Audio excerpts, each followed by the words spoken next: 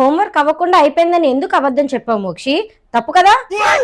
ఒక్కసారి అబద్ధం చెప్పామంటే అదే అలవాటుగా అయిపోద్ది. అది చాలా బ్యాడ్ హ్యాబిట్. ఓకేనా? సరే అమ్మా. ఇక మీదట అన్ని నిజాలే చెప్పాలి. ఇంకెప్పుడు అబద్ధాలు చెప్పును, అన్ని నిజాలు చెప్తాను. A few moments later. అమ్మా ఎప్పుడు ఫోన్ చేస్తా సరే గంటలు గంటలు మాట్లాడుతుంది. నన్ను హెల్ప్ అయ్యడం తప్ప నాకు అసలు హెల్పే చేయదు. అదో పెద్ద తలప్రా బాబు అంటావు కదా, అత్త పేరేటమ్మా? మృదులా. ఏం నాన్నా? అత్తలేంలో మాట్లాడు. ఆ మృదు చెప్పే.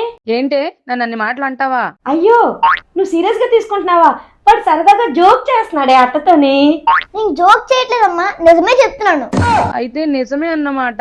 ఏ వాడు నీతో ఆడుకున్నాడే. ఉండు నేను మళ్ళీ ఫోన్ చేస్తాను. ఏమ్రా మోక్షిత్ ఇలా చేసావు?